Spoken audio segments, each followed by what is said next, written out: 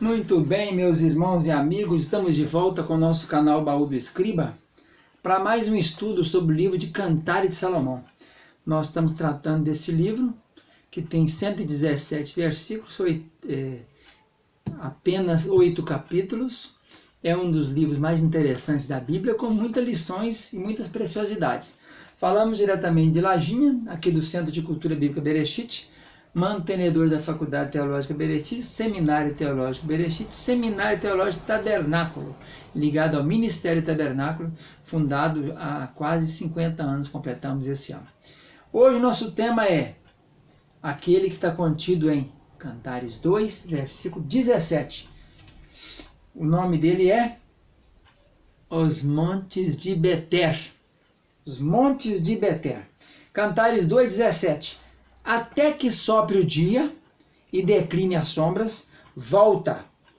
Sê semelhante, amante meu, à cabra montesa e ao viadinho que corre sobre os montes de Beter.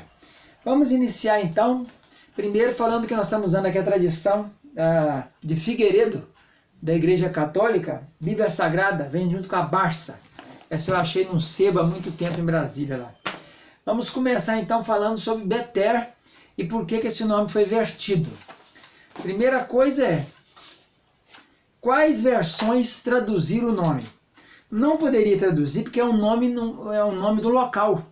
Beter existiu. Diz a história que no tempo da Revolução de Bar Kokhba, quando houve aquele caso de Matsadá, depois no final, Matsadá primeiro, depois Bar Kokhba, a revolta de Bar Kokhba, a última revolta no tempo do imperador Adriano, no ano 130 mais ou menos da era cristã, eles refugiaram nesse monte, nessa montanha que fica para o leste da Palestina ali, chamada Montes de Beter, mas o mais não se acha notícia dele em lugar nenhum. Isso eu achei aqui na internet, numa história das tradições judaicas, mas isso não consta na Bíblia. O certo é que o texto bíblico, as versões que mantiveram Beter são as seguintes. Quase todas elas mantiveram o Beter. As outras, algumas traduziram como escabrosos, monte da divisão, monte da separação ou monte escabroso. Algumas que traduziram a palavra, que não podia ter feito isso. Pegaram o Beter e traduziram. Por exemplo, a versão francesa de Luís II, a Septuaginta, do ano 270 a.C., a luterana, germânica, de Lutero. Entre as inglesas temos a versão de Jung, que traduziu também. Os demais, quase todas, não traduziram, mantiveram o nome Beter, Monte de Beter. Entre outras, a italiana, as americanas, quase todas, a King James, que é uma das mais antigas inglesas, de 1611, a judaica, que está aqui na nossa mesa de trabalho aqui, e as brasileiras, somente a corrigida que fez isso. As demais mantiveram Beter, que na verdade tem que ficar Beter. Aí nós temos que primeiro dizer que a gente encontra 7 montes aqui no livro de Cantares. Estou usando aqui a minha tradução de Cantares, feita em 1986. Se você quiser um exemplar, é só solicitar. O 15º Canto de Salomão, que eu fiz durante o período de maio a outubro de 86 em Brasília. Nós temos então aqui, achei 7 montes aqui nesse livro de Cantares. O primeiro monte é exatamente o monte de Beter, que está no capítulo 2, versículo 17. Depois tem o monte de Gileade, no capítulo 4, versículo 1. Depois tem o monte de Mor, quer dizer Mirra, no capítulo 4, versículo 6. Depois tem o monte dos leopardos, chamado de Nemerim, no capítulo 4, versículo 8. Depois tem o monte de trigo, chamado de monte de Ritim, no capítulo 7, versículo 2. Depois tem o monte das vinhas, chamado de Carmel, no capítulo 7, versículo 5. E por último, encerrando o livro de Cantares, o monte de perfumes ou especiarias, chamado Bessamim, no capítulo 8, versículo 14. Então, esses 7 montes que aparecem aqui no livro de Cantares, a palavra monte, a palavra no hebraico har quer dizer monte. E aí o tema usado aqui fica aqui, ó, a voz do meu amante, eis que vem aí, saltando sobre os montes, pulando sobre os outeiros. Então esses 7 montes têm uma história pictórica neles também, né? Algum detalhe sobre isso. Por que esses 7 montes? E por que exatamente encontramos eles aqui? Mas qual é a temática principal desse Cantares capítulo 2, versículo 17? Nós estamos estudando os montes de Beter, mas aqui no capítulo 2, 17, você vai encontrar dizendo assim, até que refresque ou até que sopre o dia e decline as sombras, volta. Ponto. Se semelhante, assemelha-te, amante meu, à cabra montesa, ou então assemelha-te à gazela, ou ao viadinho ou ao gamo, sobre os montes de Beter. O que há a destacar aqui é o verbo savave, né?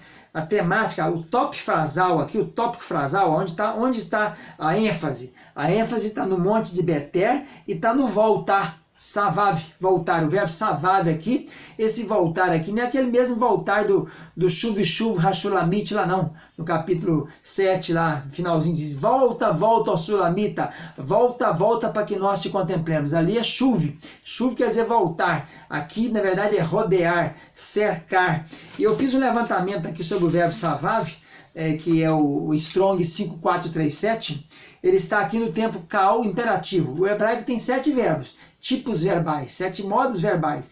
Um deles é o kal, mas tem o paal, piel, rifil, nifal, pual e ritpael. Cada um indica um tempo, uma voz e um modo.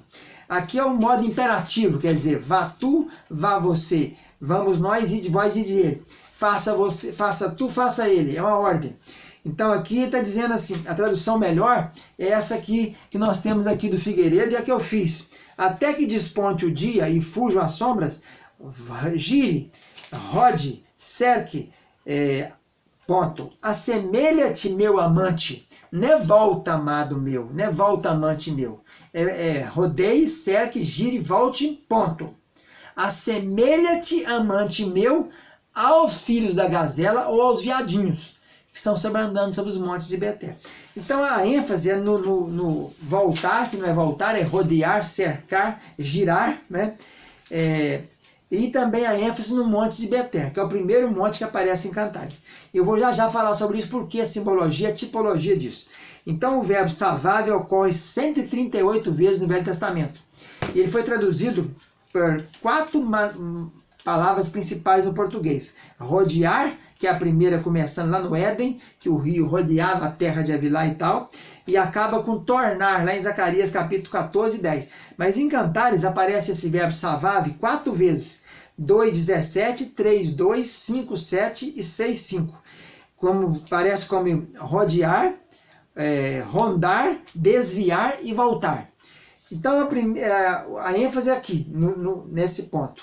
Então, mais uma vez esclarecendo que a melhor tradução foi essa de Figueiredo aqui, ou então a minha aqui, que diz assim, até que desponte o dia e fuja as sombras, rode, gire, rodeie, ponto.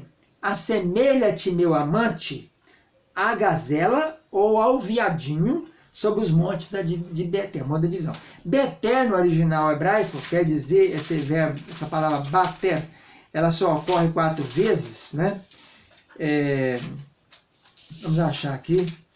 Ela só aparece 3 vezes, essa palavra Beter, ela é uma rapaclegômena, só ocorre uma vez. Mas ela é oriunda da palavra bater, que quer dizer separar, metade, porção. Ela ocorre 3 vezes. Duas como porções e uma como metade. Então, Beter é divisão, é fenda, é separação. Monte da divisão, monte da separação.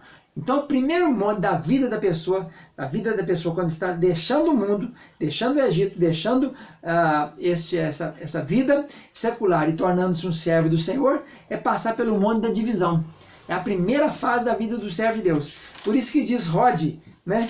Quando fala que Beter tem a ver com savave, tem a ver com o verbo, porque voltar, rodear, rondar e desviar é converter. É converter. O que é isso, né? Rodear, desviar, é converter. Converter, voltar a, né? Voltar à origem.